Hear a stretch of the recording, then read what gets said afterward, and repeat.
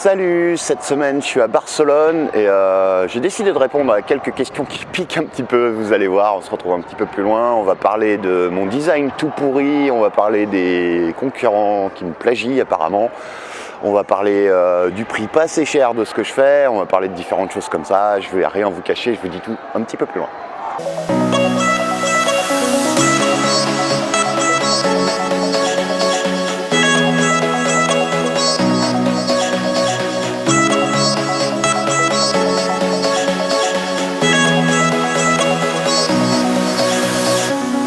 Alors, j'ai noté toutes les questions sur mon dernier iPhone 8 ou 9, je sais plus à combien je suis, 9S je crois.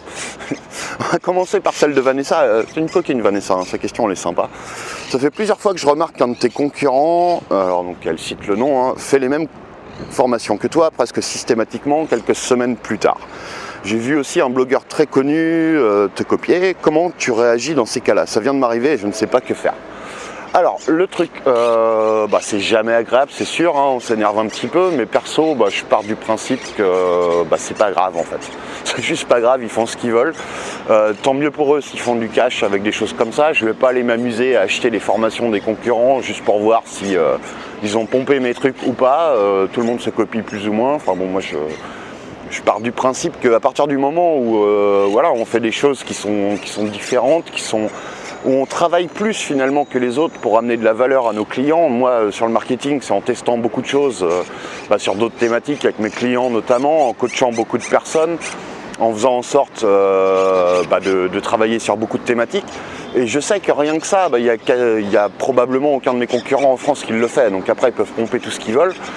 Qui fassent la même chose, forcément on est sur une thématique où il y a des moments où il faut parler d'augmenter sa mailing list, d'avoir plus de trafic, de créer des produits, qu'on traite un petit peu des mêmes sujets, ça me dérange absolument pas. Après oui, clairement j'ai remarqué aussi, ce que je te conseillerais c'est pas de te prendre la tête avec ça, vaut mieux être copié que l'inverse clairement, et vaut mieux surtout faire son truc, continuer à faire finalement la petite chose qui fait la différence, que les autres concurrents les autres personnes sur nos thématiques ne sont pas capables de faire ou sont pas prêts à faire pour présenter vraiment du contenu de qualité et des produits de qualité. Et puis au bout du compte, ça finit par se remarquer de toute façon où était l'original et d'où venait la copie.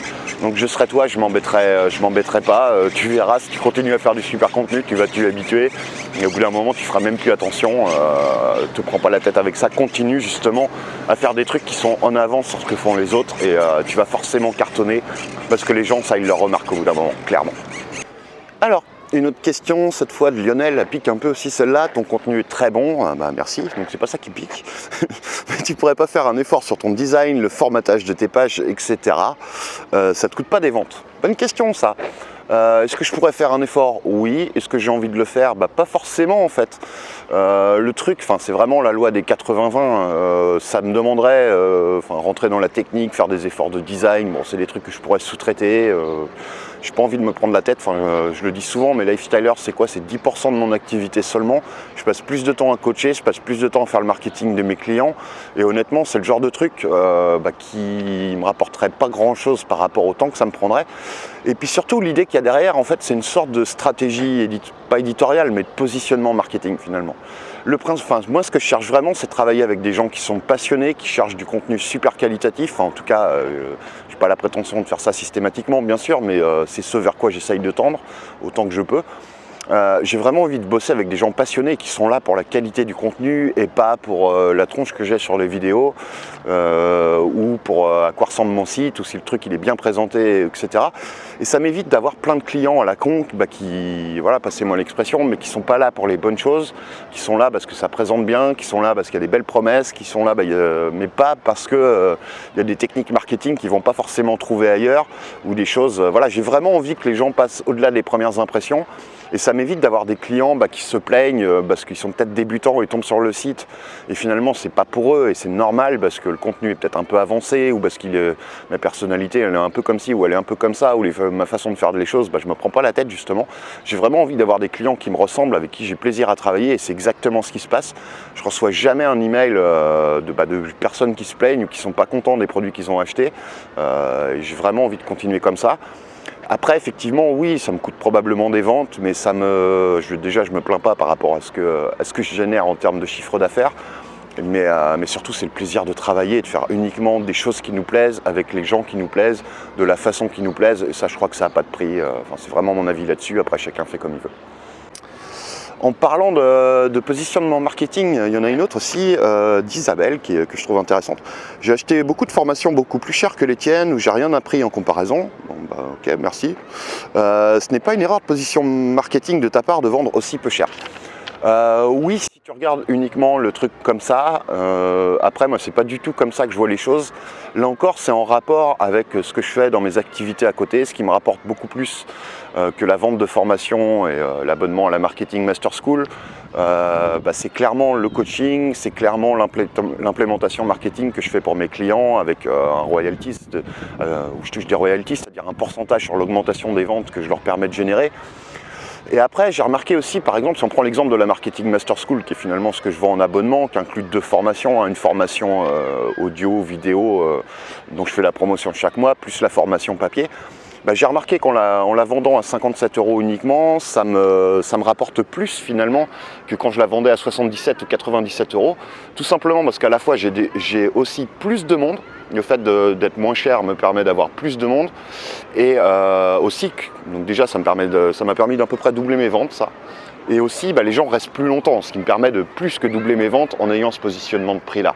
Et après, moi, je vois vraiment comme, vous voyez, votre tunnel de vente, faire rentrer les gens. Et après, je sais, alors je vais m'éloigner parce que là, c'est les vacances, j'ai l'impression, ici.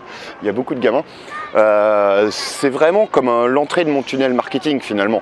Il y a une partie des gens derrière qui vont me demander du coaching. Il y a une partie des gens, moindre forcément, parce que j'ai pas le temps de prendre beaucoup de clients de ce genre-là, mais qui vont me demander de faire tout leur marketing pour eux. Et ça, c'est vraiment là où je capitalise le plus, même si j'aime pas trop ce mot-là. Donc c'est un choix, en fait. C'est plus un choix qu'une stratégie de positionnement. Donc voilà pour ta question. Et une petite dernière de Frédéric pour la route. Quel formateur francophone, je ne parle pas anglais, il précise, donc recommandes-tu pour compléter tes formations, le MMS? J'ai beaucoup de temps pour appliquer ce que j'apprends et j'adore me former. Ça c'est génial déjà parce que ça ne sert pas à grand chose de suivre 50 formations, enfin bon, vous le savez, mais suivre 50 formations par mois, si c'est pour appliquer 2 fois rien, ça ne sert pas à grand chose. Alors quel formateur francophone je recommande? Le truc c'est que je ne sais pas exactement à quel niveau tu es. Honnêtement, il y a des personnes que je recommandais que je recommanderais plus parce qu'ils font plus spécialement de marketing ou des choses comme ça. Quelqu'un qui débute trouvera peut-être encore des formations intéressantes chez Jean Rivière, mais bref, je sais pas. Regarde plutôt moi ce que je ferais, c'est 2 choses. C'est que je regarderais vraiment les gens qui ont l'air de vraiment faire ce métier-là, faire du marketing un peu tous les jours. Il y a des gens, par exemple, il y a Stanislas Leloup de Marketing Mania qui a l'air de... Alors je connais pas tous ses contenus, donc à prendre avec précaution, mais qui a l'air de faire des choses intéressantes et c'est son taf à côté. Il vide ses sites et je crois qu'il fait de l'implémentation de campagnes Facebook. Donc voilà, c'est quelqu'un qui bosse vraiment sur le marketing et qui vend pas uniquement des formations sur comment gagner sa vie en faisant du marketing. Donc déjà, c'est vraiment sur ce genre de choses en fait que je regarderais le plus. Est-ce que les gens bossent à côté vraiment sur d'autres business, sur le business des clients? Est-ce qu'ils coachent? Est-ce qu'ils testent vraiment? Parce qu'il y en a qui sont très bons pour dire qu'ils testent, mais enfin bon, du compte, quand on connaît un petit peu, on se rend compte que c'est pas forcément ça. Donc vraiment regarder des gens qui ont l'air de tester, qui ont l'air de vraiment savoir de quoi ils parlent. Et puis surtout aussi, si c'est en fonction d'où tu en es, quoi, ou d'où vous en êtes, pour pas répondre uniquement à Frédéric. Si l'idée c'est d'augmenter son trafic sur YouTube, chercher une formation qui complémente sur ce sujet-là précisément.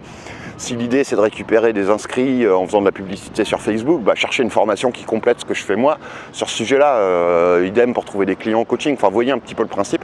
C'est vraiment comme ça que je ferais. Et puis en faisant comme ça, on trouve d'autres formateurs dont on aime le travail. Il y en a clairement en France. Après, je regarde pas le travail de tout le monde. Clairement, je regarde déjà pas le contenu gratuit de tout le monde et ça fait une éternité que j'ai pas acheté une formation en France, donc désolé si la réponse elle est pas complète, mais bon, moi je tenais à répondre à tout ça quand même. Voilà, moi je vais continuer à me promener à Barcelone, là j'y passe la semaine, en fait j'y viens assez régulièrement, 1 fois par an en fait, c'est une ville que je trouve assez surcotée honnêtement, mais même si j'aime bien certains quartiers qui sont beaucoup plus loin du centre et plus la nuit d'ailleurs. Mais j'ai des potes qui vivent là, donc c'est l'occasion de les voir et puis de prendre un peu le soleil, ce qui est quand même agréable au mois de février. Je vous dis à très vite, ciao.